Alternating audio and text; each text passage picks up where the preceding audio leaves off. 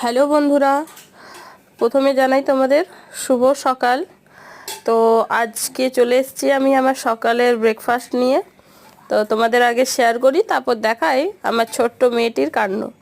তো আজকে সকাল সকাল আমি ভাত নিয়ে বসে গেছি, কারণ কালকে ছিল পূর্ণিমা। তো কালকে আমরা লুচি খেয়েছি, তো আজকে সকালে ভাত খাওয়ার ইচ্ছে হলো, তাই ভাত নিয়ে বসে গেছি।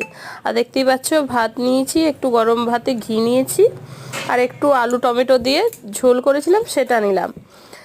তো এই খেতে খেতেই তোমাদের সঙ্গে গল্প করতে করতে দেখো আমার মাটি, ছোট্ট লক্ষ্মীটি আমার সাথে খাওয়া ওর বসালো না, তার জন্য ওকে একা একা ভাত দিতে হয়েছে।